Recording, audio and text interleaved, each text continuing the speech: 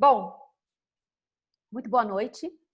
O objetivo do que a gente resolveu fazer aqui hoje é a troca entre amigos, entre vozes do ecossistema, que foram entendendo que falar sobre o dilema das redes é mais do que só falar sobre o documentário. A gente tem muitos dilemas em relação a esse dilema das redes. Eu acho que a nossa próxima uma hora e pouquinho, vai ser para trazer as vozes que compõem tudo isso e suas reflexões em cada um dos temas. Então, se você está acompanhando a gente nesse bate-papo, a gente vai dividir toda essa fala e essa troca em 6 grandes blocos, baseado no que foi colocado no documentário, e a partir daí a gente ganha vida. Não teve ensaio, não teve muita organização, o objetivo é realmente uma troca fluida, tá? Sejam todos bem-vindos e que a gente possa, como dito, fazer bom uso da palavra. Bom, eu acho que, para começar, eu vou fazer um share aqui da tela e à medida que a gente for liberando, eu vou alimentando a tela e vou baixando essa tela para que a gente possa ter os rostinhos sendo filmados, tá bom? Mas a primeira aqui, bom, eu acho que a primeira grande provocação, e a gente abre os microfones para quem se sentir confortável, e aí eu vou puxar um pouco a sardinha para minha amiga Ellie, porque ela trouxe a frase, eu me senti incomodada pela frase, mas eu não sabia a origem da frase, mas o filme abre com essa frase: nada grandioso entra na vida dos mortais sem uma maldição. E aí tem um pensador como assinante, né? E eu queria, de repente, convidar a Ellie para falar um pouco sobre isso, dentro das coisas que a gente conversou offline. Bom, Li, obrigada por me convidar para esse espaço. E quem assina essa frase é o Sófocles, né? Um filósofo. Mas antes de falar do Sófocles, eu queria comentar com vocês sobre o pensamento do Hegel. O Hegel também é um filósofo, né? E o Hegel, ele é muito incrível porque ele ensinava os discípulos dele que ao debate. Sabe esses debates que os monges budistas aprendem? Os discípulos do Hegel também aprendiam. Só que o Hegel ele trouxe ao mundo um conceito de tese, antítese e síntese.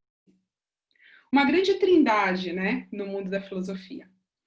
Só que toda palavra ela vai perdendo o seu real significado ao longo do tempo. À medida que a gente usa como ser humano a palavra, a gente vai ressignificando, é como se fosse uma pedra num seixo de um rio. Quanto mais ela rola, ela vai se transformando, né? Então, eu queria trazer o conceito básico, né, do que o Hegel acreditava que era isso. Então, existiam dois debatedores, um que trazia uma tese e outro que trazia uma antítese. Não necessariamente a antítese desmentia a tese. Ela era apenas a visão de uma outra pessoa sobre este mesmo assunto, objeto de estudo, né? E quando eles não entravam é que não é tão perigoso, porque a primeira palavra que me surgiu é acordo, mas não é isso. Quando o debate acontecia ao ponto de que as visões eram tão distintas, eles eram convidados a irem para o próximo passo, que é a síntese. E o que é a síntese? A síntese, ela não é a mistura dessas duas coisas, ela não é a negação dessas duas coisas, ela não é um deixou de concordar com o que apresentou para concordar com o outro. Ela é como se fosse a oitava acima nas notas musicais. Ela é um processo de evolução. Eu não conseguiria atingir este patamar sem ter atravessado a tese e a antítese. E isso se chegava em conjunto pelos debatedores, ok? Queria explicar isso porque o que eu quero trazer do Sófocles tem esse olhar. Então, essa frase que foi usada, ela é muito interessante porque ela é uma pedra no seixo do rio. ela foi rolando e ela adquiriu um significado próprio das pessoas que fizeram essa filmagem. Ela está totalmente retirada do seu contexto original, né? O Sófocles, nesse poema, ele estava debatendo a vida da filha do Édipo. E só essa informação já serviria para a gente analisar psicanaliticamente qual era a vontade desses produtores, né? E o Sófocles, ele tinha um jeito muito interessante de escrever, que ele escrevia assim, não só ele, né, alguns filósofos. Então existia a estrofe, estrofe, estrofe, estrofe, estrofe, estrofe, e no momento filosófico que eu paro e reflito sobre o que eu escrevi anteriormente, eu tenho a possibilidade de escrever uma anti-estrofe, que não é que desmente o que eu disse anteriormente, mas eu trago um novo ponto de vista que eu não tinha no momento que eu escrevi aquela estrofe. E eu gostaria de compartilhar com vocês o que o Sófocles diz logo depois que ele finaliza essa frase.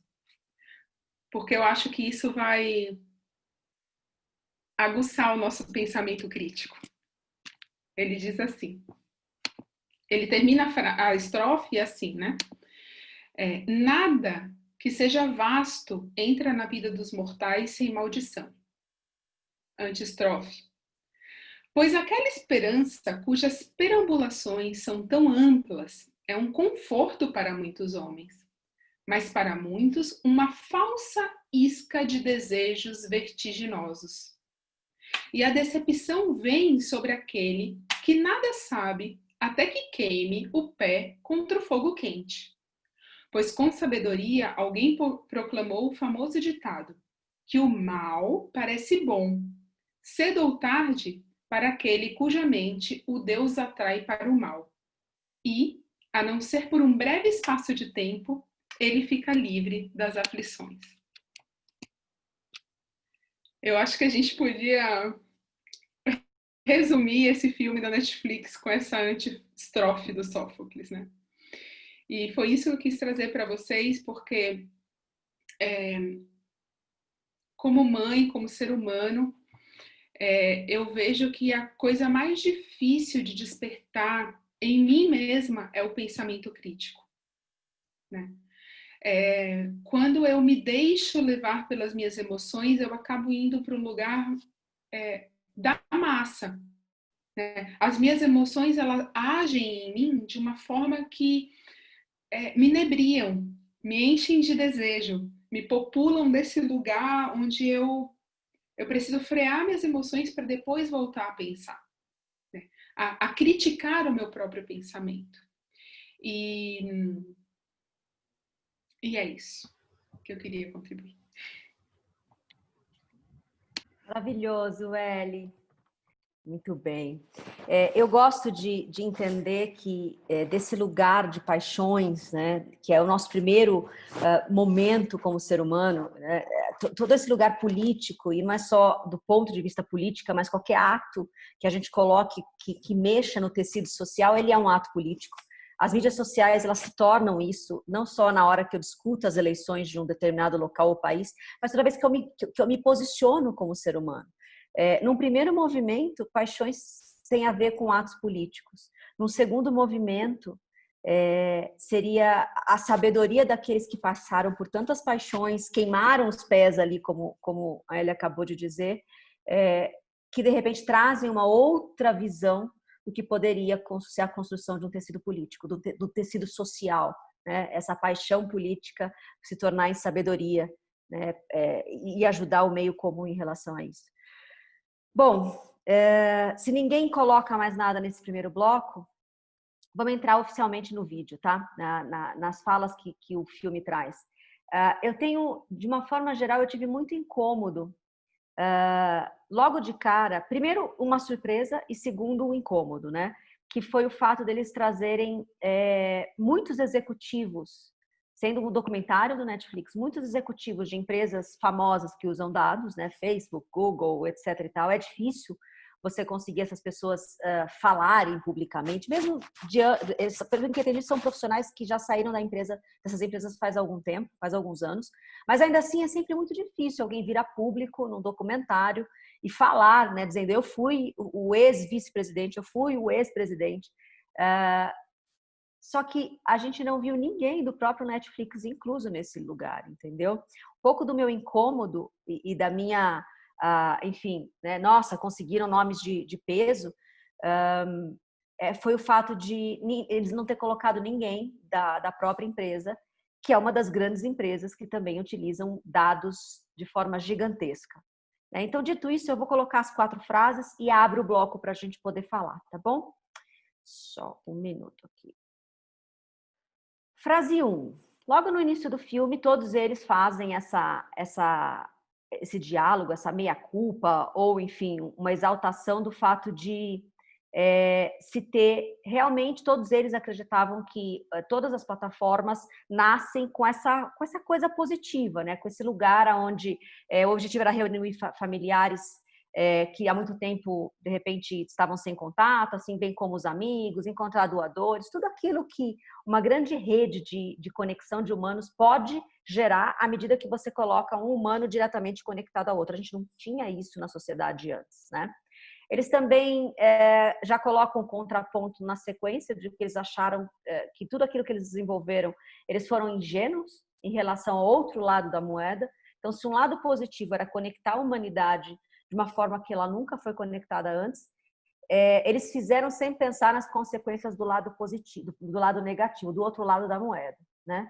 E aí eu coloco, enfim, a frase dizendo, olha, eu digo isso e eu fui presidente do Pinterest. Eu digo isso e antes disso eu fui diretor de monetização do Facebook. E assim eles colocaram pelo menos umas 5, 6 vozes dizendo seus altos cargos nessas empresas, e depois dizendo que eles tinham esse medo, né? Esse medo do outro lado da moeda.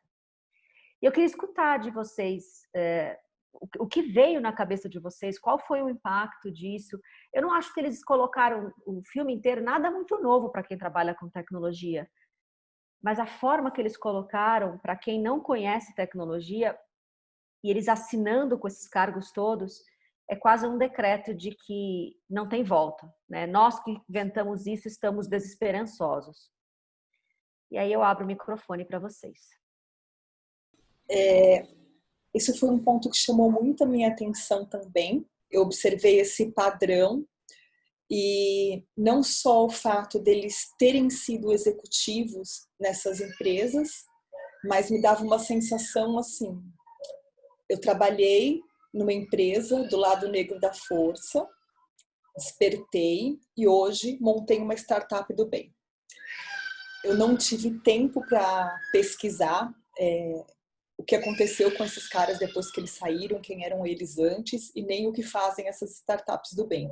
Mas me deu uma sensação de que parece que eles estão anunciando talvez uma venda de outra coisa que eles ainda não lançaram, sabe? Eu até comentei com a Ellie, eu não acho que seja exatamente isso, mas eu me lembro quando a publicidade no Brasil, ela começou a postar vídeos que não falavam de produtos, que não falavam de serviço, eram algumas histórias. E aí depois de um tempo a gente descobria que tinha uma marca por trás daquela história, que tinha algo que seria vendido. Então me deu uma sensação assim que eles estão criando esse storytelling, né, dos regenerados, não sei como dizer, e que algo ainda vai surgir. Isso me preocupa, porque eu não consigo assim ter ideia do que pode vir a partir disso.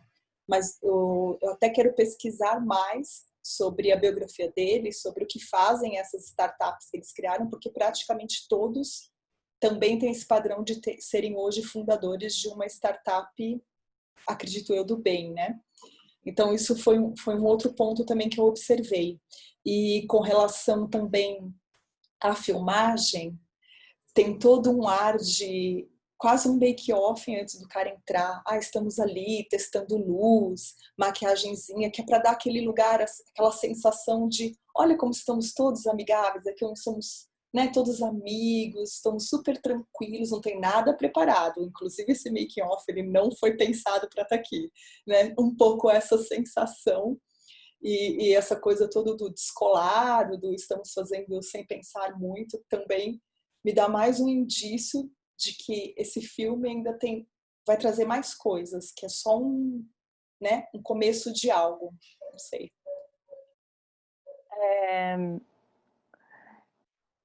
Aproveitando no que você está falando, que é um começo de algo, eu tenho percebido também isso em relação aos outros streamings, né? Que a hora que a gente percebe que um tema está dando certo, se ele passou no Netflix com uma certa roupagem, passa mais um pouquinho, vai estar com uma roupagem mais robusta na Amazon, mais sexy ali na Apple TV, né? Colocando essa roupagem diferente. Mas eu concordo com você, pode ser um novo snack para mais alguma coisa assim. Eu tive essa mesma sensação, igualzinha a Ana Palu e a Tatiana, de que é um teaser, né? Da publicidade é esse o nome, né? Você cria uma expectativa para vender algo depois, né? Primeiro, um incômodo para mim grande, eu queria até falar antes sobre isso, sobre o título de documentário, né? Sobre essa classificação. Eu não sei se aquilo é um documentário, né? Eu acho, assim, para mim, inclusive, o documentário, sim, Privacidade Hackeada, ele teve mais impacto para mim do que esse. Para mim, na realidade, eu fiquei com a expectativa pelo bochicho que ele gerou tão grande, e eu fiquei meio assim, a gente meio que já sabia disso, né? Então, de tudo que está sendo tratado ali, né? Para mim, teve uma frase logo no início que uma moça, não vou me lembrar, porque eu estava sem óculos, não consigo ler muito bem as legendas, mas assim, uma moça que tinha um cabelo meio as Panteras, assim, sabe? Da década de 80, um cabelo assim, ela fala assim, que eles estão vendendo a certeza, né? Isso me impactou muito, essa frase, eles estão vendendo a certeza, porque eu que vim da publicidade e fui professora há muito tempo de graduação e tudo, eu sempre falei muito sobre essa transição do analógico para o digital, da insegurança que os anúncios tinham com relação ao retorno dos seus investimentos, né? Então, isso, quando o digital veio a força toda, você ter certeza de que o investimento que os anunciantes estão fazendo retorna, nenhum tipo de aferição dava, nem Ibope, eram aferições muito inseguras, né, muito incertas, né, baseado em coisas assim que realmente em expectativas, em projeções e não no fato daquilo que acontecia de verdade. Então, quando você fala eu estou vendendo a certeza, isso foi assim, eu tive um impacto bem grande assim. Mas eu queria trazer para a discussão essa questão de ser um documentário. Existe uma parte ficcional ali, daqueles personagens que entram, né? Inclusive o modelo, do ponto de vista cinematográfico, nem me agradou muito. Eu tive vontade até de abandonar ele no meio do caminho, mas eu fui até o fim. Oi, gente, boa noite. Quero agradecer estar aqui. O Voices, eu estou sempre lá, mas eu só fico olhando, eu participo muito pouco. Eu não sei se, Alessandra, o Great Hack é o que você falou da privacidade, é o Great Hack, né? Pois é, o meu ponto que eu ia colocar era exatamente esse, assim.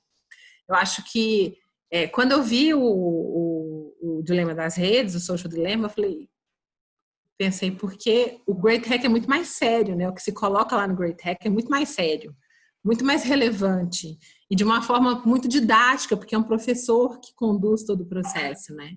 Então, já me veio esse espanto. Eu acho que a roupagem, eu acho que eles fizeram, eu tenho a sensação que eles fizeram foi pegar, porque o conteúdo é praticamente o mesmo, né? E lá é um pouco mais aprofundado, mais científico, mais técnico, né?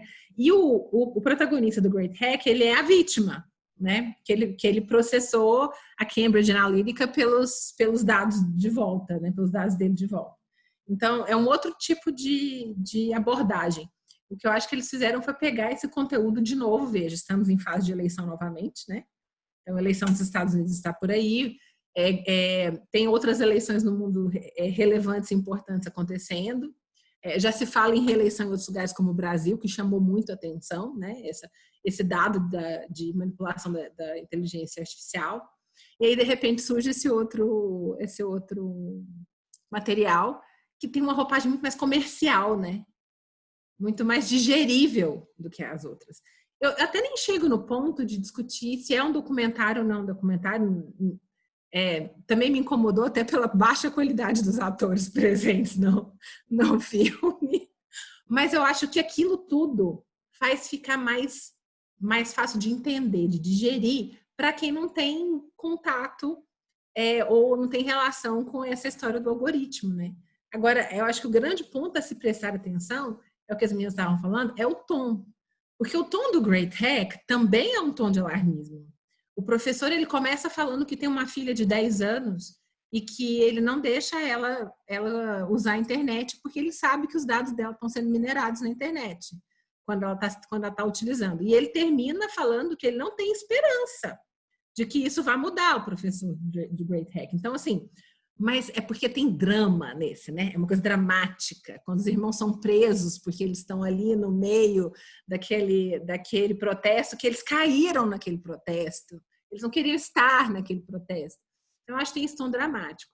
Agora, o que eu me pergunto é o quanto isso realmente invalida, e aí eu vou encerrar minha fala dizendo isso, assim, o quanto isso invalida a mensagem. Porque eu entendo que a gente não pode ser tomado por um sentimento. Eu tenho falado muito desse sentimento no meu trabalho com meus clientes, que é o de medo, né? O medo tem dominado muito as pessoas. E é um sentimento de muito fácil manipulação. As pessoas com medo, elas são mais fáceis de serem manipuladas.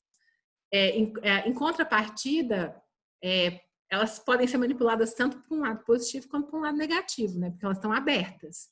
Então, até que ponto não é válido a gente ter uma peça que cutuque as pessoas um pouco mais, que seja um pouco mais fácil de digerir e que as pessoas se atentem que, de repente, Pizzagate é uma loucura, né? E, assim, não faz sentido uma história... A gente teve no Voicers um dia, eu não sei quem era, não conheço as pessoas pessoalmente, alguém que perguntou se as 100 mil crianças que estavam debaixo de um túnel tinham sido resgatadas na Fundação Clinton, porque é uma coisa que o Trump alimenta todo dia, né? Ele usa esse medo e ele alimenta todo dia. Então, a pessoa do Voicers estava alertando a gente para não sei quantas mil crianças que tinham sido resgatadas debaixo de um túnel.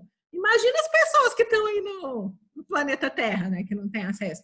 Então, eu acho que, de repente, pode ser uma oportunidade de falar, oi, pera, vamos chamar a atenção. E pessoas como nós dizer, o algoritmo existe, ele está aí. Tá vendo? Pizzagate é mentira, mas as pessoas foram manipuladas. QAnon agora, né? Que tá maravilhoso em voga. Mas a gente também pode tomar conta da gente e tomar conta desse negocinho que chama algoritmo, mas sabendo que ele existe, porque também se não souber que ele existe, a gente não consegue se defender dele, né?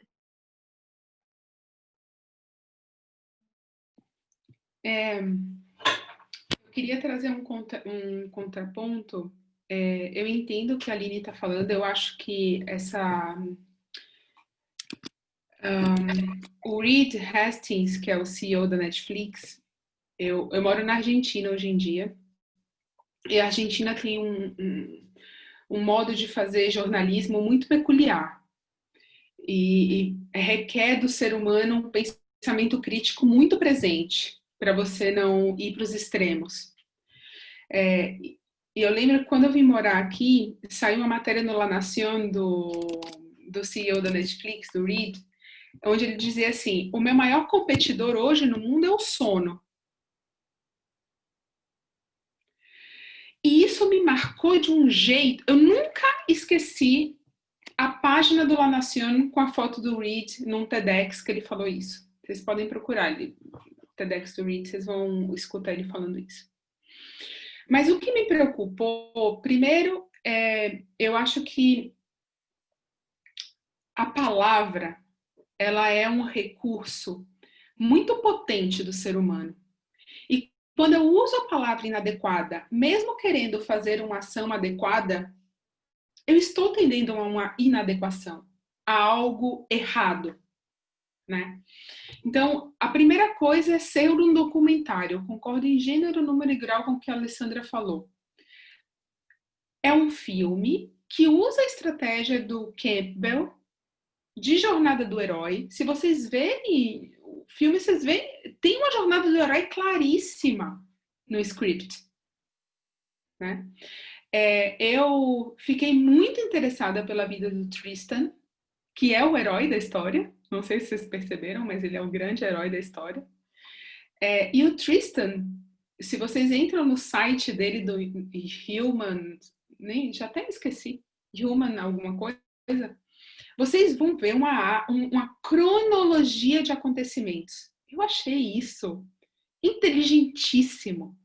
Porque quando a gente usa cronos, né, o tempo cronológico, a gente faz o recorte que a gente quer. Porque eu estou tirando uma foto e estou postando dentro de um tronco o recorte que eu quero mostrar, né? Então, eu tenho uma grande amiga que é roteirista, que ela fala assim, Helene, não se vende nada que não exista conflito. E eu já tive essa conversa com ela várias vezes. Eu falei assim, e quando vai chegar o tempo onde a gente não vai precisar do conflito para dialogar? Porque eu entendo que isso é um despertador de diálogos, né? Esse filme da Netflix. Mas ele só desperta diálogo se eu tenho bagagem de conhecimento. Porque se eu não tenho bagagem de conhecimento, eu vou ser levado pela emoção que me desperta esse filme. Não tem jeito. Eu sou um ser humano. Entende? E eu achei de muita astúcia eles usarem um modelo de jornada do herói tá muito bem desenhado, independente dos atores serem ruins. Tá muito bem desenhado. Só fazendo um parêntese curto, a ponto do professor da escola das minhas filhas no Brasil me chamar para uma reunião, a gente está voltando para o Brasil em dezembro, e dizer assim, Helene, você que trabalhou com tecnologia, você pode entrar na reunião porque a gente vai estudar o documentário da Netflix. Gente, eu fiquei arrepiada, porque assim, entende? E é um professor de uma escola super competente. Mas a gente precisa deixar de lado um pouco da emoção e despertar esse pensamento crítico que a filosofia traz. Senão a gente vai ficar sempre na massa. Não tem jeito. Aí não tem saída mesmo. Quando os caras falam que eles foram ingênuos, né, e não sabiam o lado negativo do que eles estavam criando, eu não acho que eles foram ingênuos, não. Eu tenho certeza, a gente que mexe com startup há mais tempo, eles foram ambiciosos mesmo, né? Qual o mecanismo que eu vou fazer, que vai dar mais monetização, que vai ter mais engajamento. E foi criando-se, né? Isso que se chama de experiência de usuário, é uma experiência de usuário que fala-se que é design centrado no usuário, mas na verdade ainda é a forma, né, do design centrado na empresa, de como que eu vou fazer esse usuário me rentabilizar mais, essas questões todas. Então, por mais que assim, eu tenho certeza que o objetivo da Netflix é entrar um pouco nesse jogo de manipulação e deixa eu falar mal dos meus concorrentes para o pessoal ficar mais comigo, né? Ah, que legal! O pessoal aí lá no Facebook, no Instagram, eles vão estar manipulando, então deixa eu ir para o Netflix que essa manipulação não é tão grande assim. O que eu acho que é interessante, mesmo tendo toda essa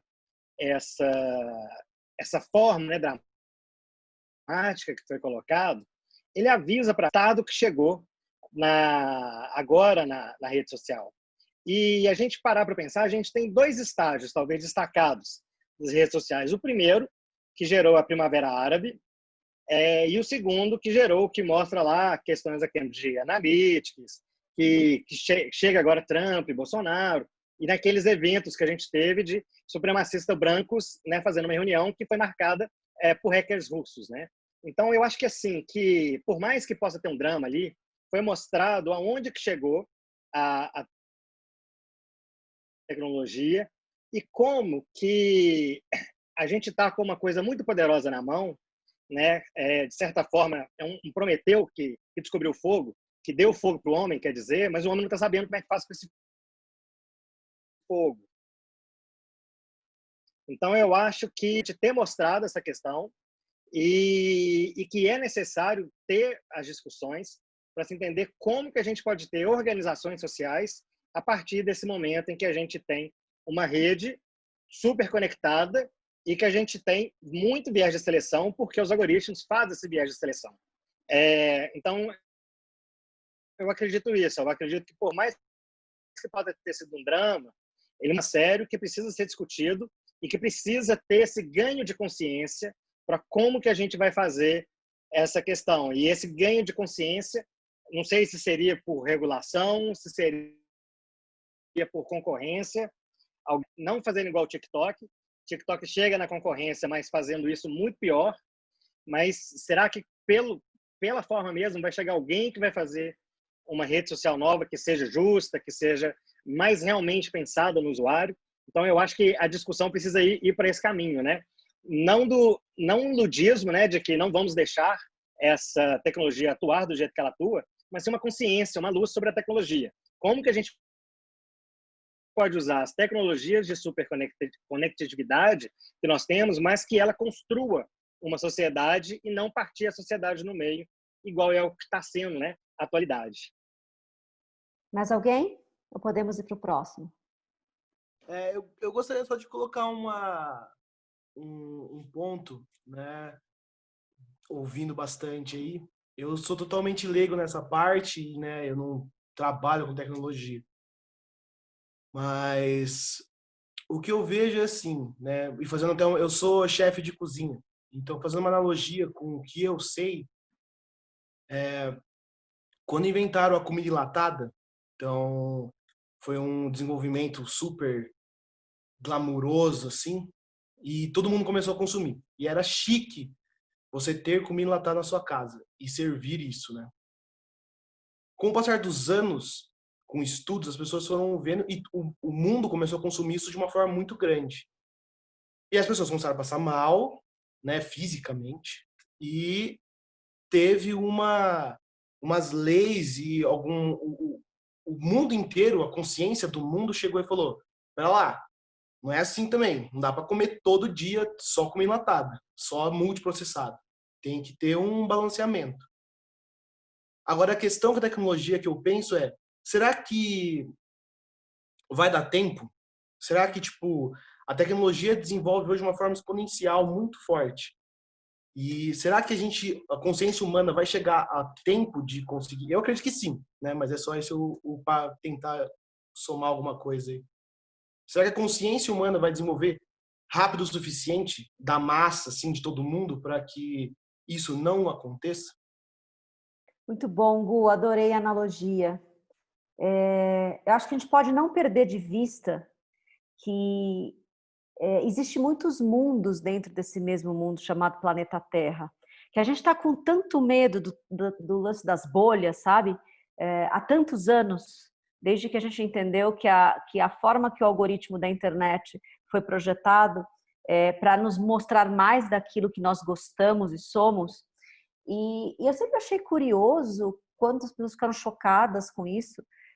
Eu acho que a internet só mimetiza a vida, né? A grande quantidade de vida que se repete.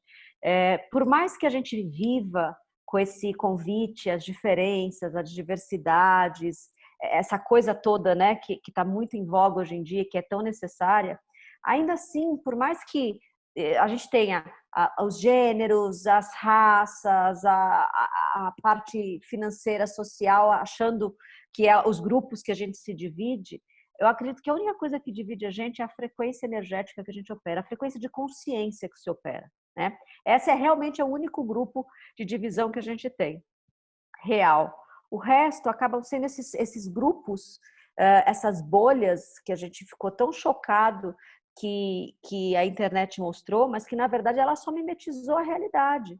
A realidade é assim, a gente não convive com grupos tão diferentes diariamente. A gente geralmente pega os mesmos caminhos para sair de casa.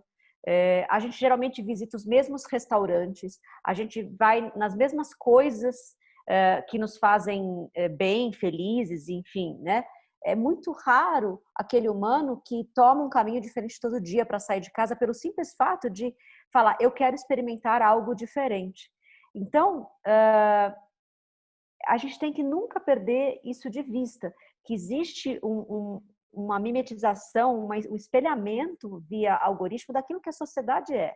E que à medida que a sociedade começa a hackear a si mesma, à medida que você começa a se transformar numa versão diferente, é onde você começa a fazer o algoritmo que foi setado para fazer uma cópia ficar um pouco perdido na função dele. E eu acho que a gente vai acabar discutindo mais esse tema, mas eu queria que a gente não perdesse de vista isso.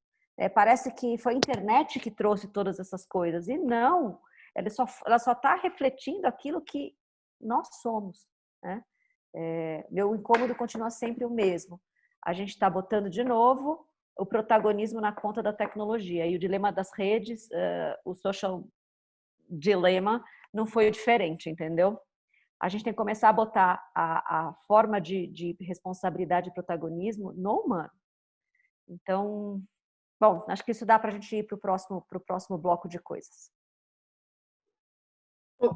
Li, rapidinho, eu acho que a minha preocupação, assim, nessa sua fala última aí, de colocar o protagonismo no humano, na realidade, a minha preocupação muito é com os pontos fragilizados, né? As pessoas, os grupos vulnerabilizados, a carência da educação, da reflexão, né? A facilidade como as pessoas são manipuladas. Então, eu vejo, assim, inclusive nessa polaridade que a gente está tendo, essa polarização que a gente vive no mundo hoje, e, assim, falando um pouco mais próximo da minha realidade, né? De pessoas que deveriam ter um senso crítico mais refinado porque tiveram acesso à educação, porque tiveram acesso à boa alimentação, à moradia, etc. São pessoas privilegiadas, incorrendo acreditando em fake news que não tem como, gente. Então, assim, a minha preocupação muito grande no que tange a essa questão dos algoritmos assim, não somos nós que eu acho que fazemos parte de um grupo de privilegiados realmente, que estamos aqui, inclusive, debatendo, né, refletindo sobre isso, mas essa imensa maioria, você mesmo colocou no chat aqui, né, se isso for para a massa, vão achar que existe um dashboard para cada pessoa. E é uma narrativa bizarra mesmo essa, né? É uma representação tosca, né, do que acontece, porque é uma distorção completamente da realidade, né? É um negócio totalmente distorcido. Então, e as crianças. Então, realmente, eu, assim, com os meus aqui, tudo. Não, Ale, acho que você trouxe um ponto que é onde eu quero reforçar essa história de que a gente acha que o algoritmo está sendo o vilão. Embora pode sim ter sido desenhado com esse fim, mas é porque ele foi desenhado em cima de uma massa social. Então, a hora que a gente está falando de bolhas, de fake news, como se elas fossem produto do algoritmo, e ela não é, entendeu? O algoritmo ele só expôs aquilo que realmente as pessoas são. Eu acho que a gente não está... Eu não gosto do termo pós-verdade, tá? A era da pós-verdade. Eu acho que a gente está na era de todas as verdades. E esse está sendo o nosso maior ponto de dor, de conflito e de confusão. Porque a gente está tendo que entrar em contato com todas as verdades. Essa janela digital é uma janela para todas as verdades. Aquela que me completa, que me concorda, e aquela que eu simplesmente não queria ver. E se eu não quisesse ver, eu simplesmente não ia naquela casa, naquele lugar, ou naquela pessoa, entendeu? Só que a internet está trazendo isso para a gente. Eu acho que é muito difícil lidar com verdades muito dissonantes, sabe? A gente vai ter que trabalhar essa tolerância, essa resiliência, essa empatia com todas as verdades, inclusive aquela que você pode estar questionando, né? A Aline trouxe na fala dela todos os possíveis pontos de discussão americanos, enfim, a gente precisa estar aberto a todas as verdades, para tentar entender de todos os lados da onde vem aquela fala. Ninguém fala e se expõe à toa, né? Qual foi a base que chegou a fazer alguém acreditar naquilo que eu acho tão absurdo, tão distante? eu iria por aí na nossa reflexão também.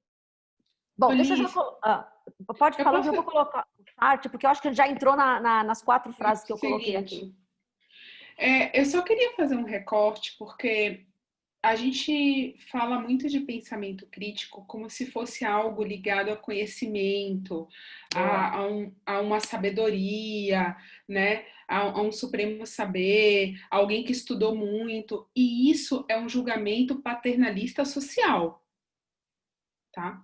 E a Sol tá aí para... A palestra da Sol eu acho brilhante, né? Toda essa tecnologia que acontece dentro das comunidades, que operam bilhões e bilhões de dólares, mas não estão transvestidas de conhecimentos renascentistas, que é o conhecimento europeu que a gente teve acesso. Eu sempre conto uma história muito interessante, eu já contei isso em diversos lugares e compartilho aqui com vocês também porque é curtinha. Eu fui para Aracaju, a minha família morou em Aracaju por um tempo, logo quando a IBM tinha adquirido a The Weather Channel.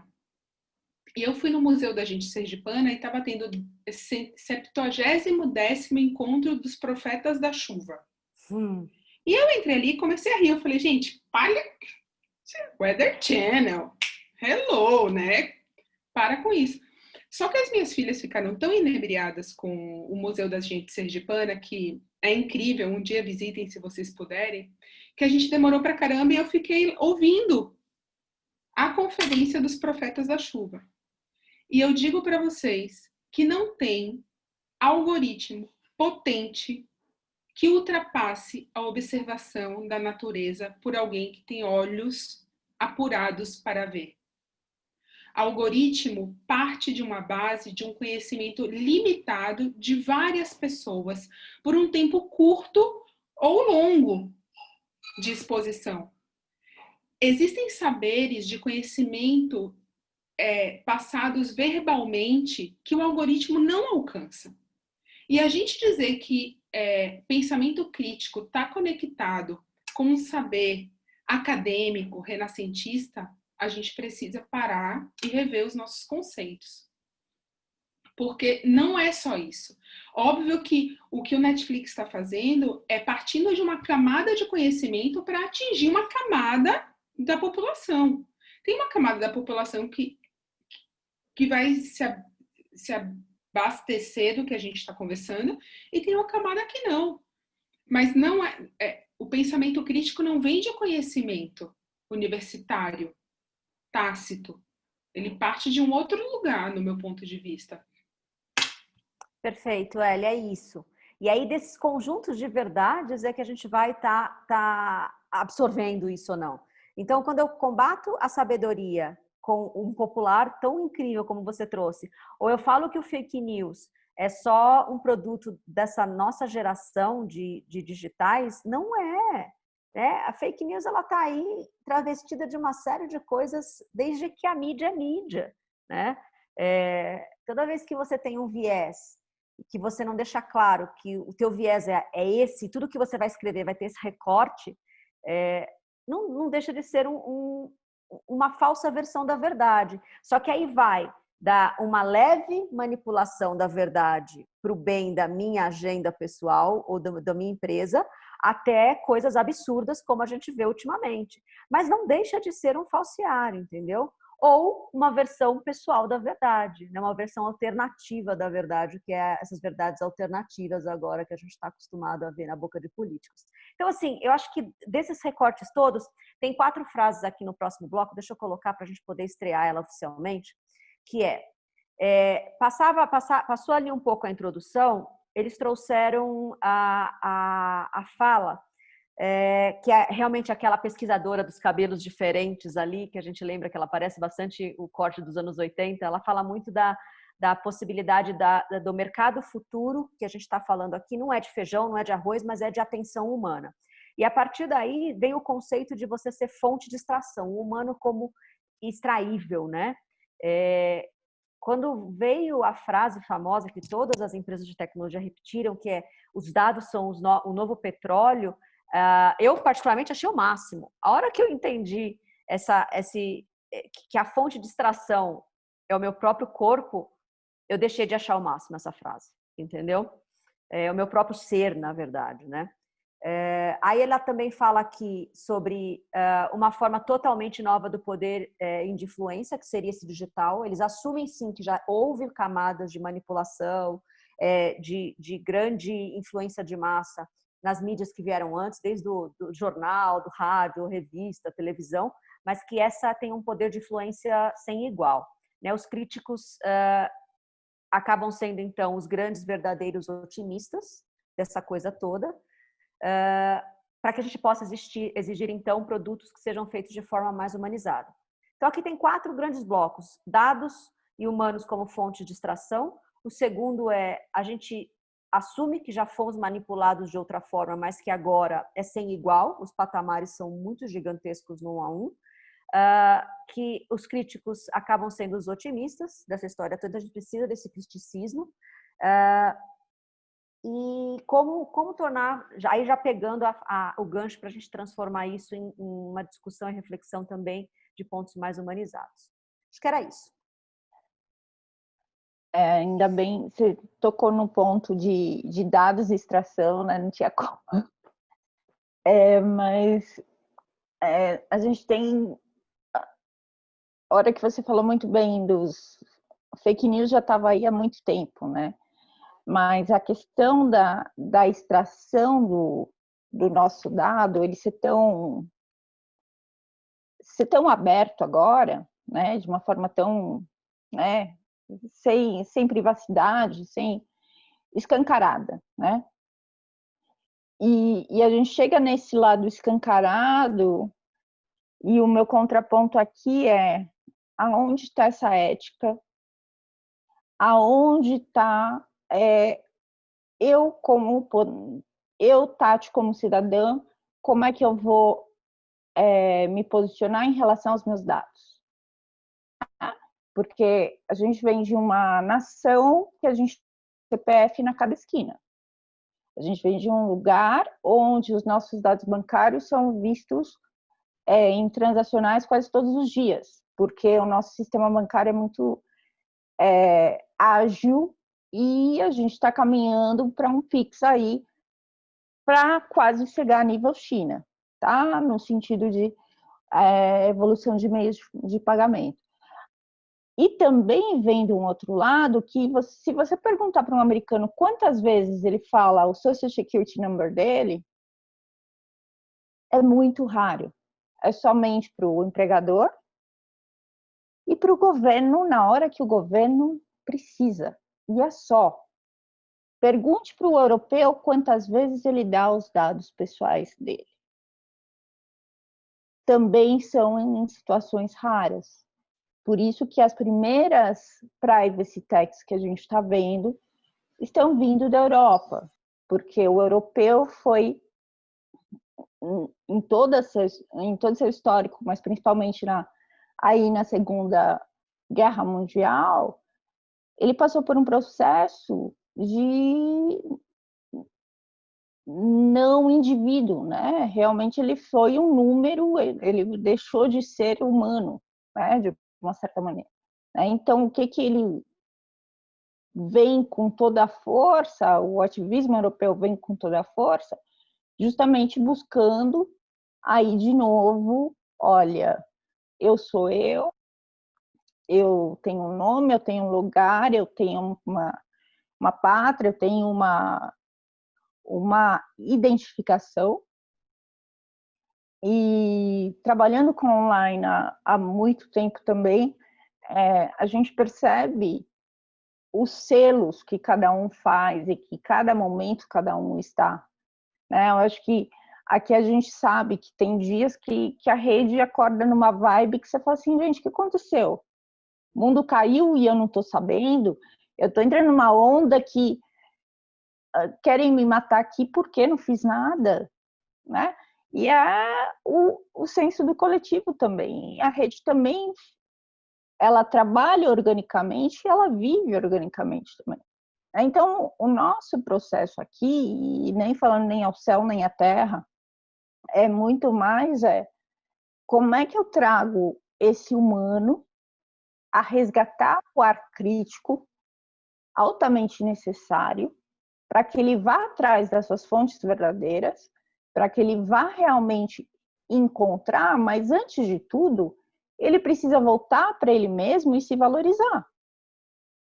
E entender que, eu sou professora de marketing, né? Pesquisadora de comportamento, e entender que bater na sua porta uma pesquisa,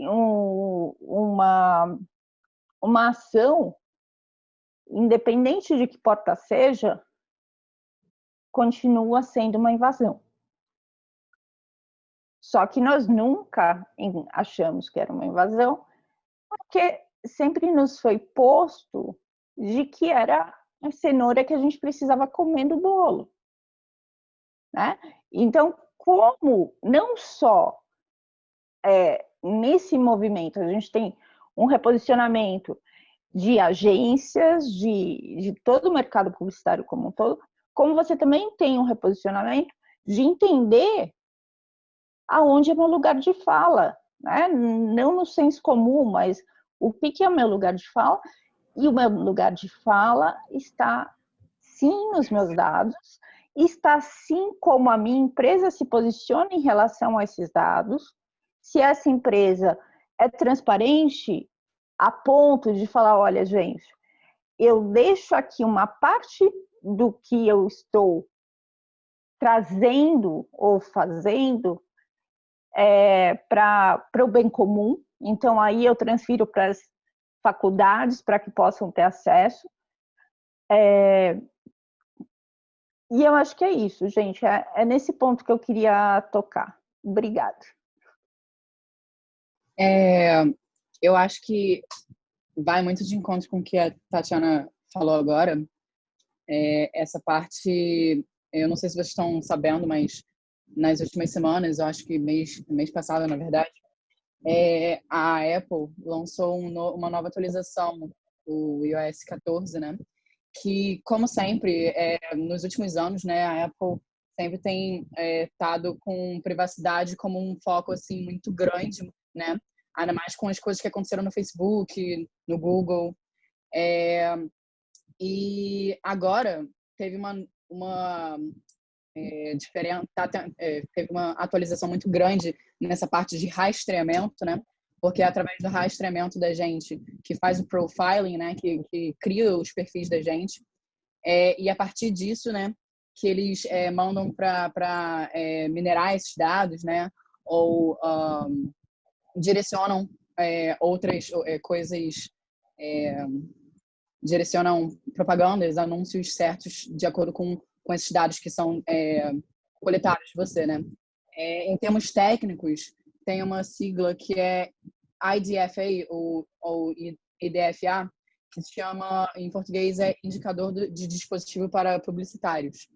Então, é muito importante esse IDFA, porque é através dele, é como se fosse um CPF, digamos assim, de cada dispositivo que a gente tem na nossa casa. E aí, antes dessa atualização, né, ou, enfim, em dispositivos que não tenham essa camada extra de segurança, que eu já vou explicar melhor o que é. Eu me interesso muito por esse assunto, né, mas, enfim. É o seguinte, todos os anunciantes, todos os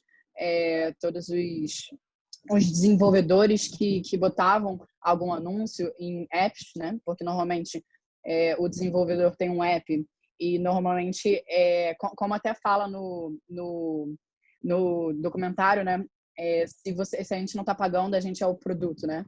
Eles falam muito isso, né? Então, a gente tá pagando ali pelo Facebook, pelo Instagram, ou por todas as redes sociais que são de graça, né? A gente doando, né?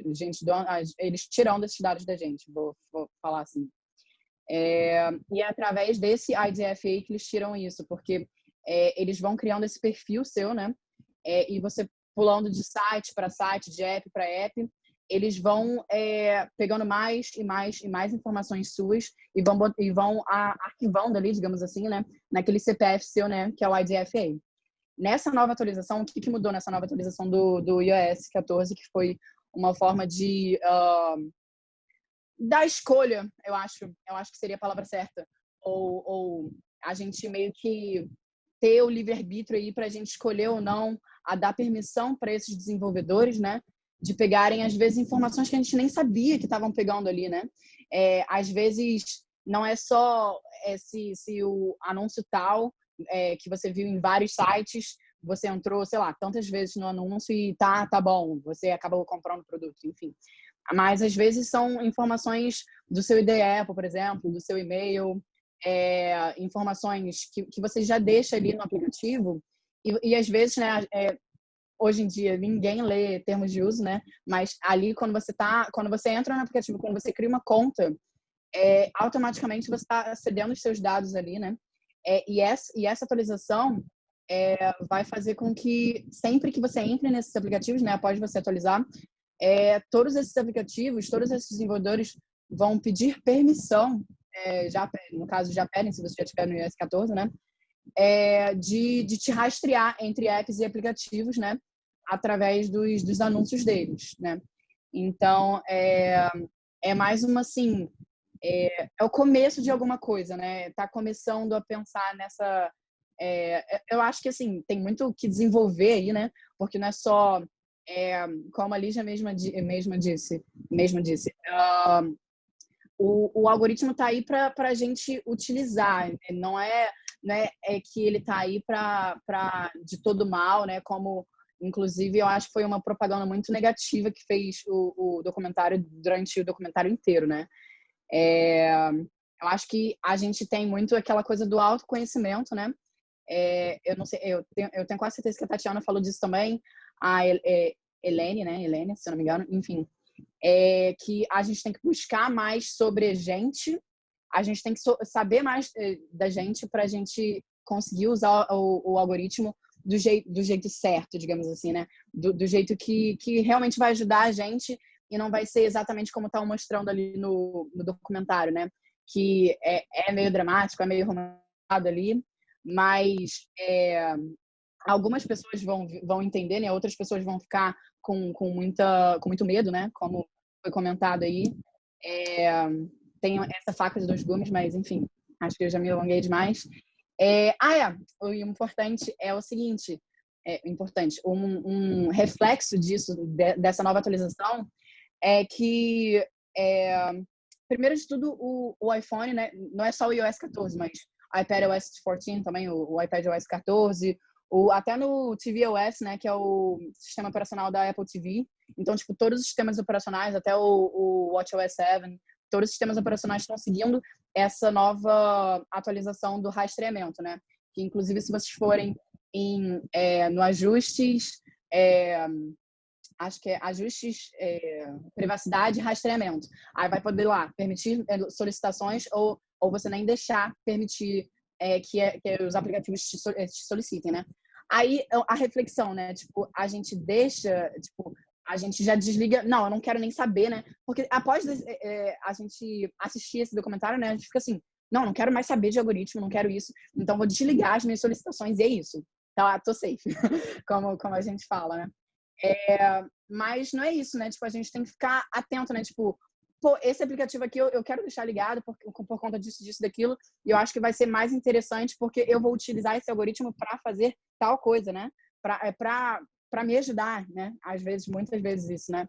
Porque você vai pensando, né? Até no vídeo que eu e o Chico fizemos, você vai pensando, tipo, para você achar uma música para ouvir, para você ver um vídeo que você quer ver, né? Às vezes você não sabe muito bem exatamente qual vídeo você quer, mas você sabe o tema, o assunto ou a música que você quer, né? O cantor que você quer, o gênero musical. E às vezes ali o algoritmo ajuda muito nisso, né? Então, não é vilanizar o algoritmo, né? É pensar de uma forma mais crítica, né? Como as pessoas já falaram aí. E eu vou fechar minha fala, finalmente, desculpa, falando que por conta dessa atualização, o Facebook já falou que 50% da receita de publicidade deles, dos anunciantes, né, dos desenvolvedores que utilizam o IDFA como base deixa eu ver o nome aqui, do Audience Network, que é a network, né, a rede de anúncios do Facebook, né, que é baseada nesse IDFA, vai cortar em 50% o lucro, né, digamos assim, que as pessoas, que esses desenvolvedores tinham. Então, o Facebook já está pensando em uma nova forma aí mais humana, né, de utilizar esses anúncios, né, porque eles já disseram que no iOS 14 eles não vão poder mais utilizar como eles estavam utilizando o IDFA e a Audience Network. E é isso. Falei demais. Não, maravilhoso, Iago. Eu estou muito feliz de você, Chico, estar aqui. A gente ganhou aí 20 anos a menos e um monte de realidade que talvez essa galera aqui que tem 20 anos a mais que vocês não está acostumada, entendeu? A gente percebe a velocidade que vocês têm e o quão é natural tudo isso, né? Embora vocês sejam alunos de ciência da computação, que facilita também toda essa desenvoltura nos dados. Mas obrigado por chamar essa atenção, sabe? A hora que você falou, será que eu vou lá correndo agora, né? E vou desinstalar isso? Não, né? Eu acho que esse grupo não pode ter esse medo. E a gente pode ajudar as pessoas ao nosso redor em duas coisas. A hora que a pessoa faz esse exercício de autoconhecimento, ela vai ficando bem imune a essa manipulação. E aí o algoritmo se torna não o vilão, mas uma base que te ajuda muito. Tem muitos dados hoje em dia, as pessoas produzem muita letrinha, muita palavrinha. Então, qual que é o mais ideal para aquilo que eu estou procurando? É bom saber as minhas preferências na vida, entendeu? E ter uma máquina que vai ajudar nisso. Eu gosto de entender que a gente não tem que sair desconectando notificação, como eles falam lá no vídeo. Que a gente possa realmente, por exemplo, hoje, eu acho que eu sou, então, uma usuária muito de baixo valor para essa mídia, porque faz 6 meses que eu tenho um vestido que eu gosto, que eu vou até o final e não compro ele, para eu ver o que o algoritmo faz. Eles seguem me mandando o mesmo vestido. Eu tenho toda uma definição da minha verdade, entendeu? Então, eu vou buscando situações que me ajudem a expandir a minha visão, mas eu faço questão também de entrar no contraponto daquela verdade para escutar de outro lado. Não sou manipulada e nem influenciada politicamente. O que mais que alguém fala? Eles falam sobre venda, sobre manipulação política e sobre visão de mundo. Eu acho que talvez esse seja um pouco daquilo que eu ainda preciso melhorar. Mas é natural que isso aconteça à medida que eu vá buscando na minha própria vida outras formas de vida ao meu redor. Então, assim, honestamente, por que eu vou desinstalar todas essas coisas, entendeu? E eu acho que tem muita gente que está nesse patamar, onde o algoritmo nos serve, não ao contrário. Obrigada pela reflexão. Quem mais? A hora que você está falando do algoritmo em servir, eu vou colocar aqui um exemplo que talvez não tenha muito nada não tão coligado, né? Mas eu tenho um tio que fundou um centro espírita há mais de 40 anos e ele faleceu essa semana.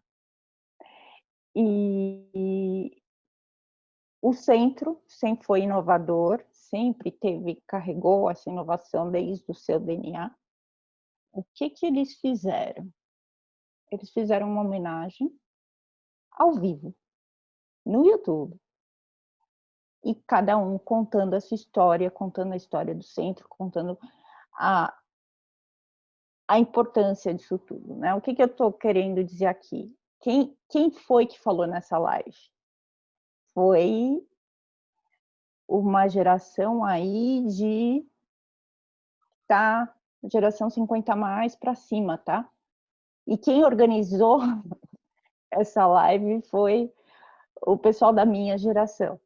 Mas quem pediu essa homenagem foi essa geração 50, 70 mais. Por que eu estou trazendo esse contraponto aqui? É mais para também mostrar como a Ali falou muito bem, né? Qual frequência energética a gente está? Olá, tia Aline, tio Ivo, moro em Bicas. É uma cidade de 13 mil habitantes na zona da Mata Mineira. Bom, eu estou adorando, vou tentar falar aqui até com certa vulnerabilidade de conhecimento e ignorância também um pouco, mas sou graduando em engenharia de produção e isso que eu me interesso pelo tema. Já tive contato com a Lígia algumas vezes pessoalmente. Eu queria falar da fala do Iago também, que eu achei muito interessante, na verdade, a frase que ele citou, de que eles falam, né, que a gente é o produto ali.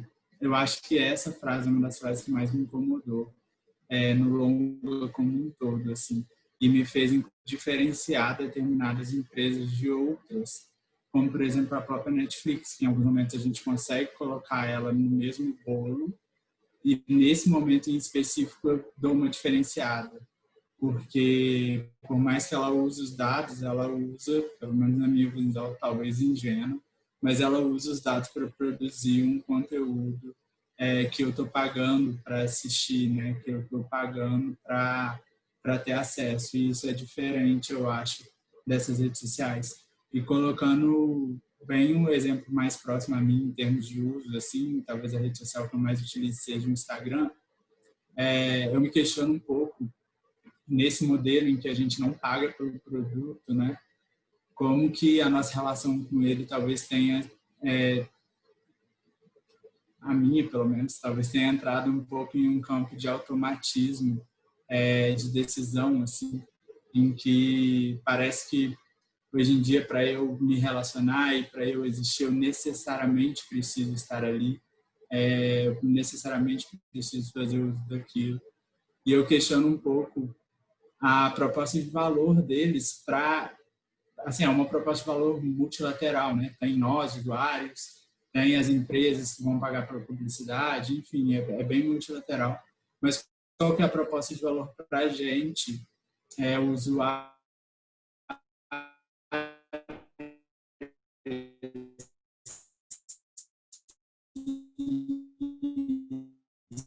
se ela existe, se ela é pautada em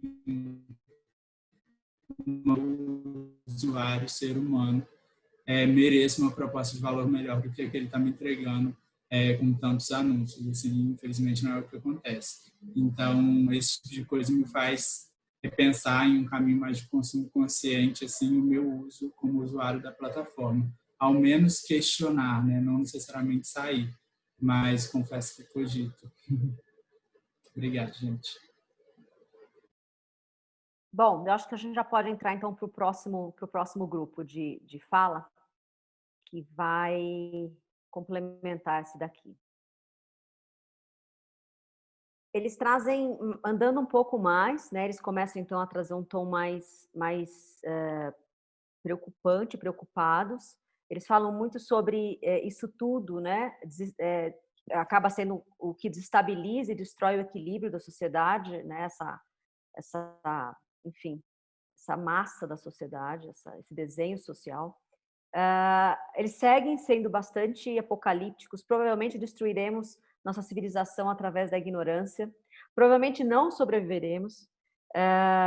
E aí ele dá o exemplo, né, de um país pode manipular o outro sem de fato invadir fronteiras físicas. Eu queria explorar um pouco mais essa história, né, de por que a gente está com tanto medo, e eles foram tão apocalípticos com base na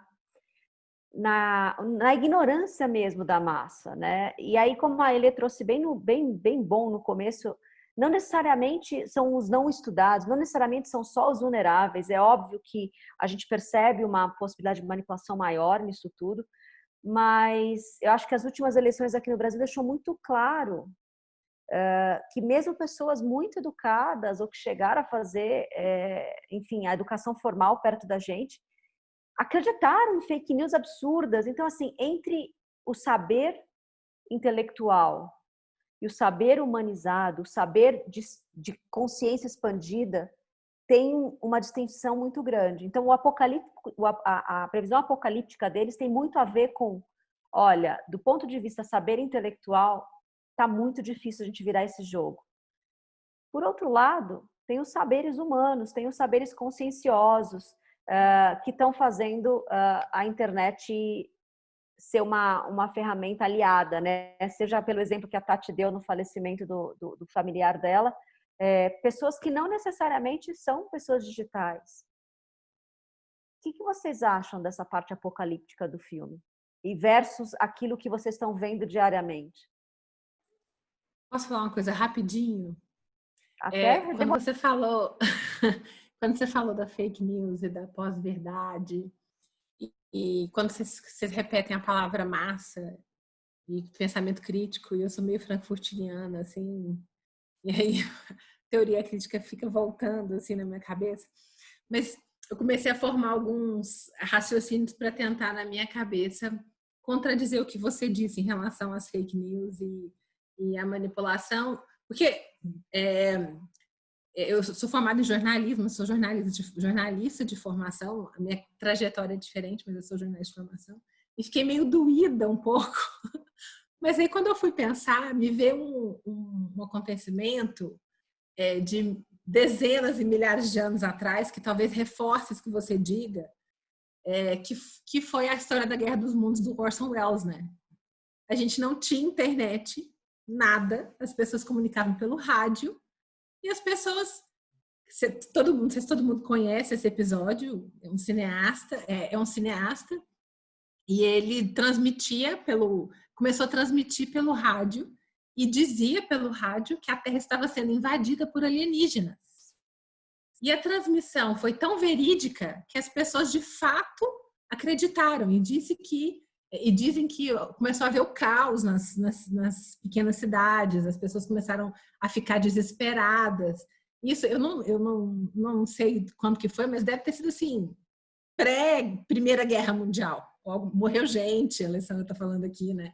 Então, tudo que ele precisou fazer foi manipular esse sentimentozinho aí maravilhoso, que é o medo, né? E o medo do desconhecido, o medo do que você não vê, né? Porque o que você vê, você consegue lidar, mas o que você não vê alimenta fantasmas na sua mente. Aí eu já parei de pensar na fake news, porque se isso não é fake news, eu não sei o que é fake news. Mas eu só queria deixar esse comentário. Não, continua. Eu quero que você fale um pouco mais. Eu não sabia que você é jornalista. Porque, assim, existe um concordar, pelo menos nos últimos anos, que mesmo os meios oficiais de notícia, né, onde a gente tinha muita certeza, sei lá, 10 anos atrás ninguém questionava as bases jornalísticas, os programas de televisão, e existe acho que principalmente pós-Covid, assim, né, esses 6 meses que a gente está vivendo, as pessoas quererem não mais escutar a jornalista, porque eles entenderam que tem sempre uma manipulação pro medo, né? Que é essa coisa do... Deixa eu colocar... Eu contei uma vez no jornal do meio-dia da Globo. Eram 11 notícias. 10 de terror, de fim de mundo, em várias áreas, né? De medo. Uma falando sobre a cidade do Japão, que estava florescendo lá, enfim, as cerejeiras. E a gente sabe que era porque, no final, a gente também era o produto. E o importante é deixar a gente em processo límbico muito ativo para que a propaganda entrasse, a gente não pensasse muito e gerasse o desejo de comprar aquilo. Essa história de manipulação das nossas emoções através do medo, mais do que através do desejo, é o medo que traz o desejo, é o medo que traz a solução. É que assim, fake news para mim é uma coisa que a palavra em si já se desmente. Porque ser falso não é notícia. Exato. Então, me incomoda terem cunhado esse termo, porque você valida um comportamento, quando você cunha um termo, você valida um comportamento que não deveria ter sido validado. A gente aprende muito cedo que não existe neutralidade. Tá. Na transmissão de qualquer informação, não existe neutralidade. Se eu venho aqui falar sobre alguma coisa, eu tenho um background gigantesco por trás que influencia as palavras que eu escolho, o tom que eu falo, e aí a gente entrar em psicanálise, aí que o negócio vai para o brejo mesmo, né? Eu não diria que eu sou discípula da teoria de Frankfurt, mas assim, ela sempre me pegou muito, muito mesmo, ao ponto de eu ter que tomar cuidado para não começar a elaborar teorias conspiratórias, porque o show de Truman, para mim, eu tenho 1984 existe, eu acho que nós estamos assim, vivendo um show de Truman e a qualquer momento nós vamos descobrir isso, sabe? Mas eu acho que antes dessa institucionalização da mentira, Eu acho que tinha uma discussão muito mais sutil entre neutralidade, né? A falta, o excesso, a falsa neutralidade.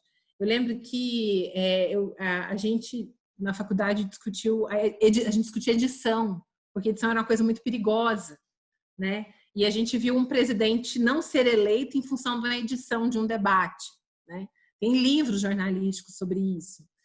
A gente discutia, por exemplo, que a mídia americana e europeia, mas mais americana, porque a nossa grande herança é europeia de mídia, mas a mídia americana, ela sempre tomou muito lados, né? Assim, você sabe qual que é a emissora que é democrata, qual a emissora que é republicana, qual que é liberal e progressista, qual que é conservadora, e eles deixam isso muito claro. E você opta por consumir notícia ali ou consumir notícia em outro lugar. Tem essa, né? E que aqui nunca teve isso. Se você for pegar um histórico, né, da informação, você fica confuso. Assim, um grande exemplo disso, acho que até hoje, é a Globo, né? A Globo, às vezes, ela é comunista, às vezes ela é golpista, às vezes ela é lixo, às vezes ela é maravilhosa. Ninguém sabe. Mas é porque assim, né? Acho que nunca foi discutido o suficiente aqui. Acho que a gente não chegou num nível de maturidade suficiente aqui para falar de neutralidade. E esse termo fake news apareceu, né? E ele me incomoda, porque para mim eu não uso ele, porque eu acho que ele por si está errado, sabe? Se é falso, não é notícia. Eu falo isso desde que o Trump falou a primeira vez essa palavra. Está errado, não pode. Então vamos discutir mentira, vamos discutir ética, vamos discutir neutralidade, mas não vamos usar essa palavra, porque não é notícia, é mentira. E aí a gente discute a partir daí. Mas eu só queria lembrar do negócio do Orson Welles, que eu ri demais da minha própria cara, tentando construir o raciocínio. Lembrei desse episódio. Maravilhoso. Muito bem. Mais alguém? Acho que o Felipe que falou que queria falar. Muito bom essa terminologia. Isso. Muito bom essa terminologia, né? Fake news não existe. Se é fake, não é notícia, né? Mas quanto ao cenário apocalíptico, eu sou muito esperançoso, sabe? Mas eu acho que o cenário tendência é um apocalipsezinho, né? Não destruição total, mas o aumento desse caos que a gente está vivendo, né? E aí, a gente tem hoje um Simon Sinek, a gente tem uma Brené Brown, que vem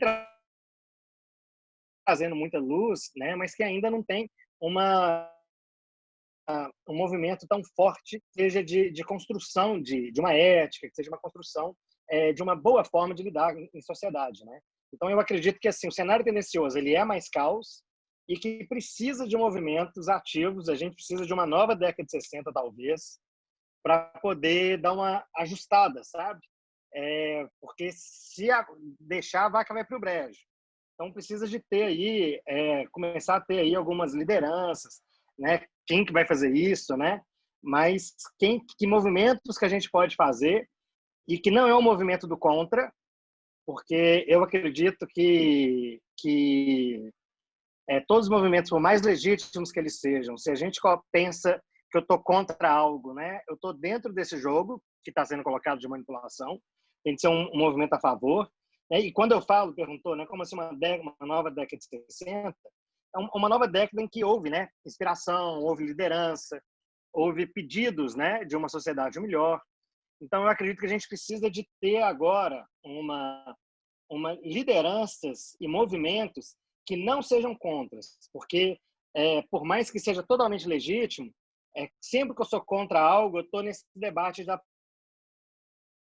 polarização. A gente precisa sair da polarização e ir para cima. Não é nenhum nem dois, é três, né? E como que a gente sai dessa polarização nesse movimento dessas lideranças que podem estar buscando um mundo novo. Eu imagino que, se não houver isso, o cenário tendencial seria realmente um caos e o problema que a gente tem visto.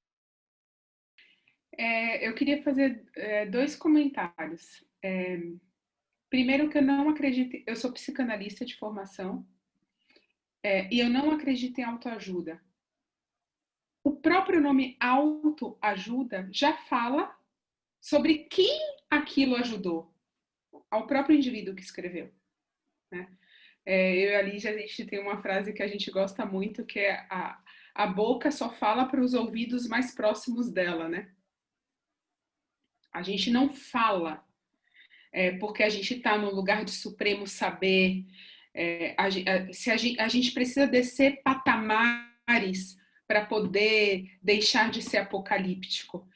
E essa é uma palavra que eu estudei por anos e desmembrei muito, porque o apocalipse ele acontece todo dia, ele é individual. Assim como os processos de autoajuda são individuais, né? Eu estou me autoajudando. No momento que eu tenho uma fala que essa fala é recorrente, não significa que eu tenho um supremo saber, significa que eu sou aquela pessoa que mais precisa ouvir aquilo. Isso faz parte da autoeducação, né? E uma outra coisa que eu queria comentar sobre, só fazer um contraponto na frase da Aline, na fala da Aline,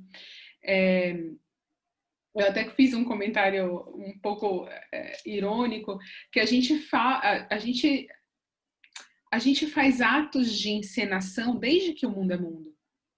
Se a gente pensar nas choronas, né, naquelas mulheres que as famílias contratavam para chorar nos enterros, porque não tinha gente para chorar para aquela pessoa que morreu, a gente estava criando um grande cenário. As carpideiras, né, no sertão elas são chamadas assim. A gente está em processo de atuação. Eu acho que quando a gente tem que ter muito cuidado com o uso da palavra, porque a neutralidade ela não existe, não vai existir nunca, né? Nunca. E uma outra palavra que eu tenho muita precaução em usar é polarização. Porque polarização ela é a doença da polaridade. A polaridade por si é neutra, como essência. Ela só está dizendo que existem dois polos divergentes. Ela não está dizendo que um é melhor que o outro. Né? Mas quando a gente entra na polarização, que é uma ação em prol de uma das partes, por isso que a gente precisa, talvez, o melhor preparo da erudição de alguém seja conhecer as palavras que ele usa e a potência energética que as palavras têm, porque quando a gente profere algo, né, a gente está dando vida a alguma coisa. Então, a polarização, ela é uma doença que a gente precisa começar a ver como ela atua dentro da gente primeiro. Né? Quando eu estou falando de que lugar? A Lígia, uma vez, a gente teve a gente nunca discutiu, mas a gente teve uma conversa calorosa que a gente estava falando de vó. Eu falava, ai, como eu queria educar as minhas filhas sabendo o que a minha avó sabe. Ela falou, amiga, não tem como. Né? A sua avó já teve um caminho. Mas é como se a gente quisesse esticar o tempo, né? Como se a gente quisesse viver o futuro com todo um conhecimento anterior. E aí, quando a gente tem esse desejo que é movido pelo medo, a escolha que a gente está fazendo é não ser protagonista. E aí a gente vira altamente manipulável. Porque eu não quero viver o presente, porque com as características que esse presente se apresenta, eu não estou sabendo lidar. Aí eu vou para o futuro, mas querendo usar coisas de 60, e na verdade aí eu fico no limbo mesmo. É um pouco filosófico, mas é a contribuição que eu queria fazer.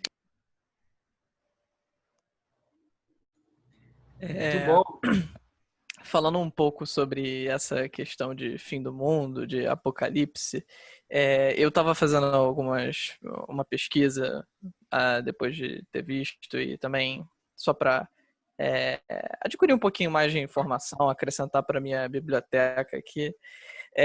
Eu achei um levantamento muito legal que foi feito pela Decode, né, uma empresa especializada em Big Data.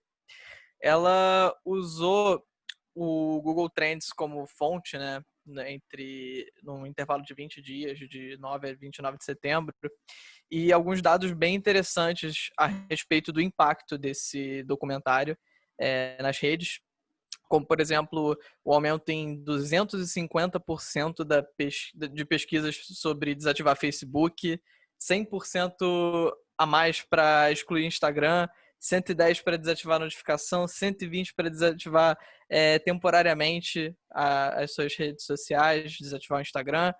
E isso pega muito uma coisa que o Felipe falou, né? Desse lado bom e desse lado ruim, do não e do sim, que me faz pensar também sobre ou é 100 ou é 0.